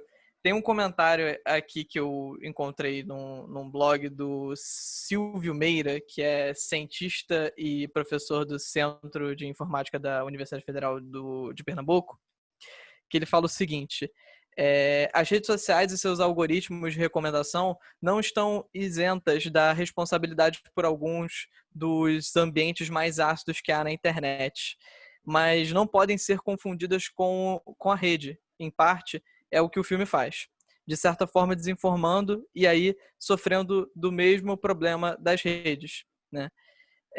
E isso vai muito com o que a Lígia falou em algum momento, quando ela falava sobre essa questão do algoritmo poder sim ser usado com uma intenção negativa, mas no final ele não é o problema, né? E o que o documentário fez foi exatamente tirar essas possibilidades e colocar só uma tese como se tivesse o tom de uma verdade. E isso teve uma repercussão muito impactante, como deu para ver nesse levantamento que a Decode fez. Então é preocupante essa repercussão, pelo fato de que isso pode afetar muito um debate produtivo e os desdobramentos positivos que um algoritmo poderia ter, né? Que ele pode potencializar o desenvolvimento social, ele pode catalisar todo esse crescimento social. Os problemas que nós temos hoje, eles podem se resolver em menos tempo com a presença do algoritmo, e dentro de todo esse processo entra o algoritmo sendo usado da maneira incorreta, porque com o tempo ele vai sendo corrigido. Então tem tudo isso que tem que levar em consideração tudo isso. É isso. Maravilhoso, Chico. Sua fala, sua voz, seus equipamentos, agora eu entendi por quê. Muito bom. Bom, gente, vamos caminhando para o fechamento. Eu vou colocar a última fala aqui, as últimas 4 frases, e a gente vai fechando. E eu queria pedir a permissão do Chico e do Iago para eu colocar os 3 minutos de vídeo que eles fizeram, entendeu? Em resposta a tudo isso. Até, né, eu conheço o Iago há alguns anos já, e fico encantada com o olhar dessa geração, entendeu? Tem alguma coisa que eles já entenderam que a gente ainda está buscando. Eu não sei ainda classificar o quê. Mas deixa eu colocar os slides e coloco o vídeo e a gente fecha, tá bom? Cadê aqui? Ótimo, ótimo. Vai ser uma honra. Vamos lá. Bom, as últimas 4 frases se encaminham para... Eles chamam a atenção do tipo, a tecnologia não funciona com base das leis da física, ou seja, a limitação, tempo, espaço, né? Essa coisa do mundo material como limitador, porque não é algo concreto, né? O modelo de extração de atenção humana não é como devemos tratar esses seres humanos, com base principalmente no fato da tecnologia poder tocar muitas vidas ao mesmo tempo, e que ela cresceu trilhões de vezes desde a década de 60 que a gente tocou aqui no começo. Nada vivo cresceu tanto, e nenhuma outra tecnologia também cresceu tanto quanto os algoritmos e a nossa capacidade de observar o comportamento humano. Então essas são as escolhas que os seres humanos, como eu, enfim, ou como no caso era a pessoa falando ali no documentário, tem feito, né? Que é, de uma vez por todas, os seres humanos podendo mudar essa tecnologia. Eu só fico triste que eles falaram nos últimos 3 minutos do documentário. Eu adoraria ver esses cérebros todos falando o como, então assumamos que se não vai ter um novo produto ou uma nova rede social, que pelo menos tenha uma continuação com essas mesmas pessoas dando o seu ar e a sua visão sobre como o humano vai interferir nesse processo todo. Mas aí eu vou colocar o vídeo do Iago e do Chico, e eu acho que ele vai responder parte do que aquilo, ou ele vai trazer pelo menos parte do que aquilo que eu mesmo falaria, sabe? Então vamos lá. Me falam se vocês escutam, tá? Só me dá alguém fala sim ou não. Dá para ouvir sim.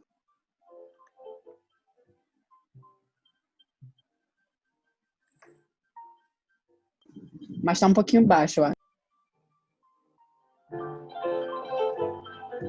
Algoritmos nada mais são do que uma ferramenta extremamente útil para a organização de Big Data.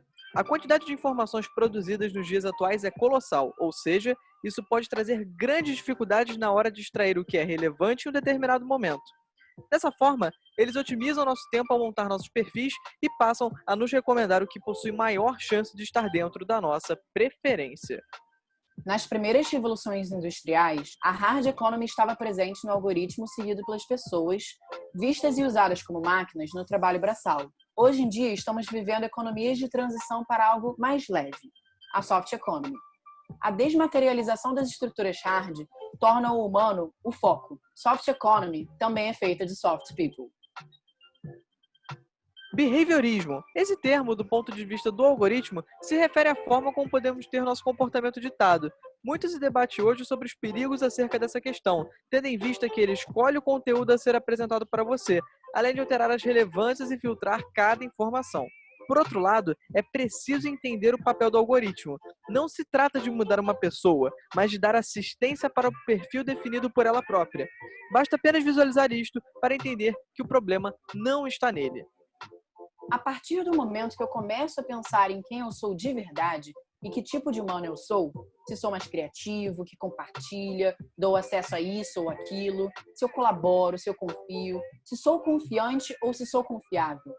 Isso tem um nome, e é exercitar a sua humanidade. Conforme você pensa nesse tipo de coisa sobre o seu interior, você expande a sua humanidade e passa a se entender melhor. Se você não se conhece bem o bastante, o algoritmo vai.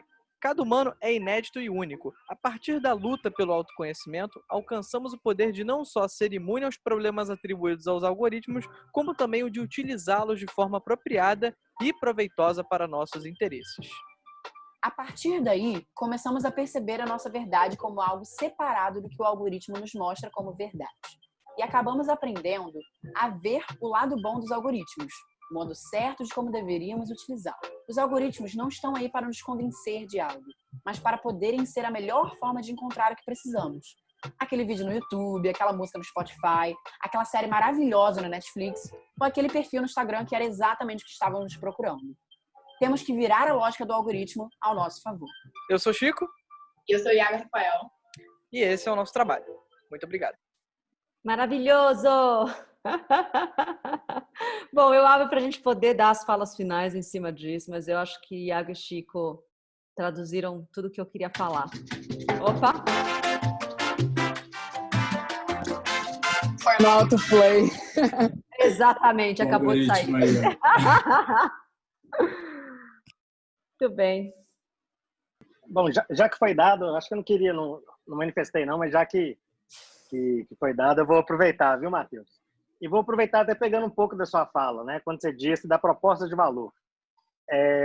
Eu acho que, pelo que o vídeo mostrou pra gente, né? Talvez os algoritmos, os grandes, né? Preciso dessa presença para eu estar aqui inteiro, né? Então é um grande exercício. Se eu não estiver inteiro, isso aqui vai para caminho, não sei quais são.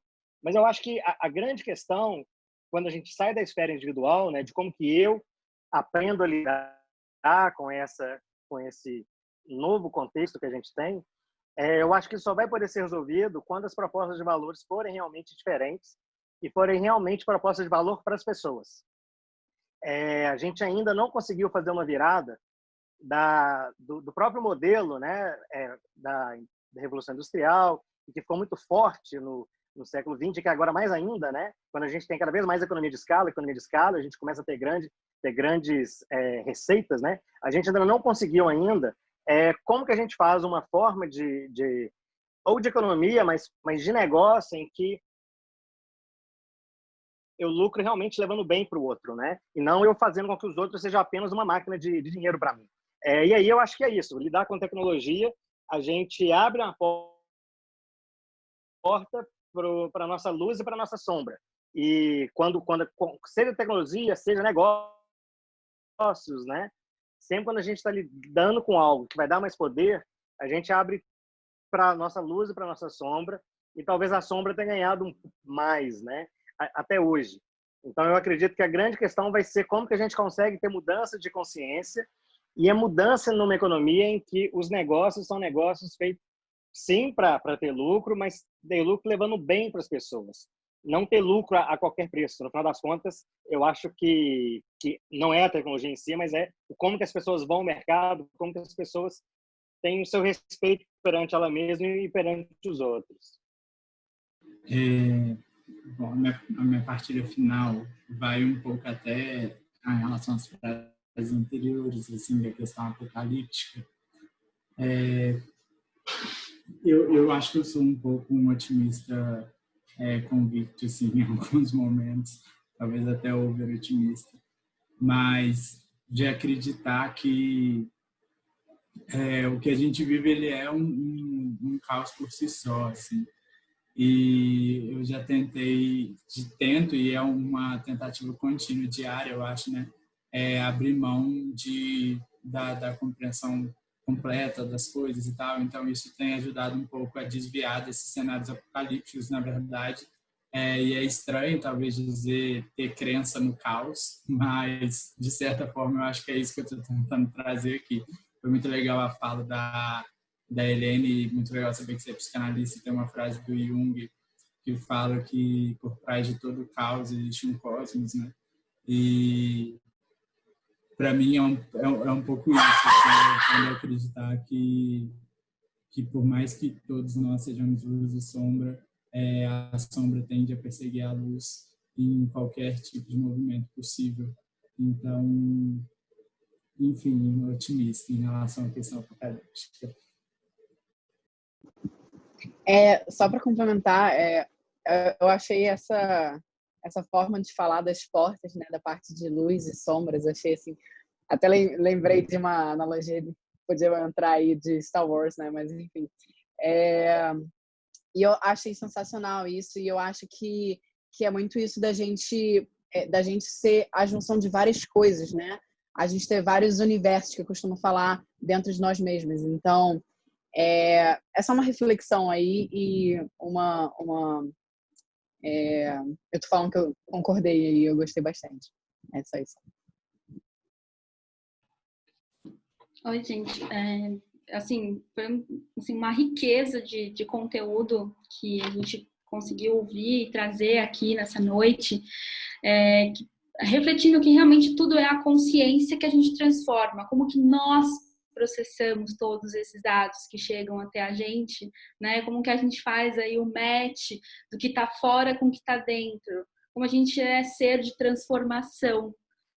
O que eu pude captar e trazer para o meu dia a dia, eu trabalho muito com marketing, com marcas, assim, são pessoas, tudo é feito para pessoas, por pessoas, né? E o último insight que eu tenho tido recentemente do mercado, tem muita gente perdida, e um norte que eu tenho utilizado nos guias, tanto para trabalho quanto vida pessoal, a gente tem 17 Objetivos de Desenvolvimento Sustentável da ONU, que é um guide global, né? Se a gente pega uma premissa e eu falo, eu quero um mundo sem pobreza, eu quero um mundo sem fome, eu quero um mundo com mais igualdade, um mundo inclusivo, sustentável e que tenha tecnologia limpa. O Fórum Econômico Mundial do ano passado trouxe todos esses pontos, né, como metas para desenvolvimento. Como que a gente absorve isso, né, do dia a dia até reverberar no coletivo? a gente está passando por um grande processo de transformação, assim, e é muito maravilhoso a gente conseguir captar isso como nós sendo agente de transformação, como nós sendo processadores de todos esses dados, assim, um pouquinho dessa reflexão que eu queria compartilhar com vocês, que eu estou aqui vibrando de felicidade de estar com vocês aqui falando hoje, gente. Obrigada. Eu li, Léo, eu preciso encerrar, porque como vocês já viram, a minha plateia interna já está me requisitando, mas eu, assim como o Matheus, eu sou uma otimista invicta. Eu acredito muito, muito, muito no potencial de bondade do ser humano. E eu queria deixar uma contribuição para vocês, que assim é uma frase que me persegue por muitos e muitos... Me persegue não, eu a persigo, né? Eu faço dela a minha meta todos os dias que eu acordo, e eu queria compartilhar com vocês. É de um livro que se chama A Força da Bondade, que diz assim: esse tipo de preocupação compulsiva com eu, mim e meu não é o mesmo que amar a nós mesmos. Amar a nós mesmos nos conduz a habilidades como resiliência, compaixão e compreensão, que são simplesmente partes de se estar vivo. Eu acredito que todo ser vivo tem isso. Todos nós. A gente ainda só não descobriu a ferramenta correta de exponenciar isso para o mundo. Mas estamos chegando. Quando eu vejo o Chico, o Iago, eu falo assim, me dá um... Quando eu vejo o Gustavo fazendo uma analogia maravilhosa sobre o enlatado e a tecnologia, é isso. A gente vai descobrir, né? Mas não tem como descobrir isso sem passar pelo apocalipse próprio. O apocalipse ele é mundial porque são 8 bilhões de pessoas vivendo o apocalipse. Só por isso. E eu acredito que essa bondade ela vai surgir, porque ela é intrínseca. O fato da gente viver é igual a gente ser bom. A gente só precisa procurar. E esses espaços que a Lígia cria, assim, são essas pequenas gotas de bondade. Eu acho que a gente tem que propagar isso no mundo, né? Sem roupagem, sem marketing, de verdade, só pelo fato da gente viver. Não precisa muito mais. Obrigada, Li. Obrigada, pessoal. Beijo. Sempre linda, sempre profunda. Amo você.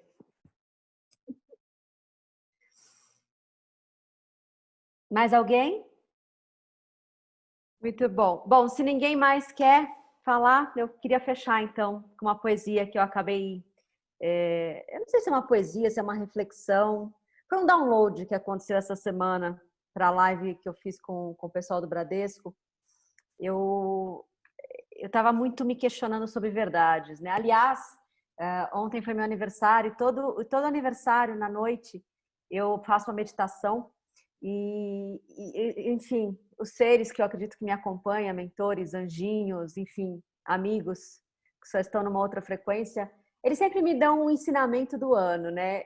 Do ano passado, que acabou ontem, era você vai aprender a se comprometer. Não podia vir um aprendizado maior em formato de filha, né? Se tem um aprendizado, se o meu aprendizado era eu aprender a me comprometer, eu acho que eu passei aí no primeiro estágio desse aprendizado. E ontem veio sobre viver verdades, né? E sobre poder viver respeitando e pelo menos escutando, acolhendo a verdade dos outros. E aí já tinha vindo alguns dias antes, eu acho que vai ser o grande ensinamento para mim. Eu acho que eu sou uma pessoa que respeita a verdade dos outros, mas pelo visto eu não sou, não. Porque quando vem o tom do ano, é porque ainda falta eu aprender. Então, para mim, vai ser um grande ano de aprendizagem de verdades.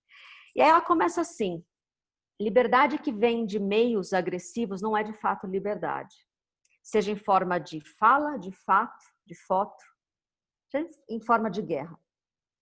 Vivemos por tanto tempo entre verdades únicas e massificadas. Um tipo de certo, de belo, de bom, só um, ou no máximo alguns. mas não eram todos. Desde a chegada da internet, ganhamos janelas cheias de verdade de todos, verdades apócrifas, e só fazem 20 anos. Então, o que vivemos agora não é bem o binarismo. É também, mas é além. Estamos vivendo pela primeira vez na história da humanidade a exposição às verdades de todos. As verdades que é de cada um. Vivemos uma maior exposição aos outros que já tivemos, outros iguais, mas também diferentes. Por isso está tão confuso. O mundo em caixas era infinitamente mais simples, mais fácil. Direita, esquerda, quem está em cima, quem está embaixo, branco e preto, de homem e de mulher.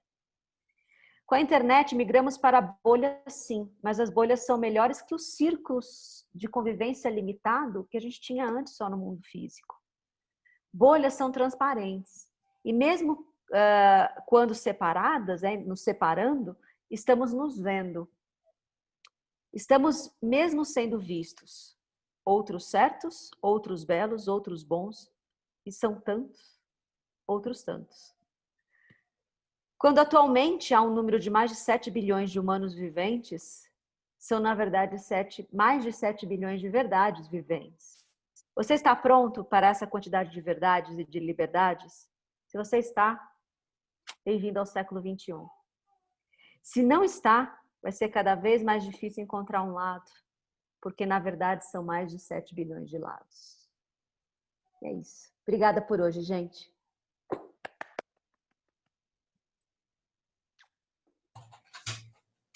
Muito bom, muito bom. Vamos fazer mais vezes com outros temas. Ai, saudade! Amei. Adorei. Boa noite a todos aí. Tchau, tchau. Obrigado. Muito Obrigada, bom, Flávio. gente. Muito bom, Então tá pessoal. bom. Obrigada a todos, Beijo. gente. Obrigada. Obrigada. Abraço a todo mundo. Abraço pra pessoal. Boa todo mundo. noite. Obrigado. Tchau, tchau. Boa noite. Tchau, tchau. Boa noite. Obrigada, gente. Boa noite. Boa noite.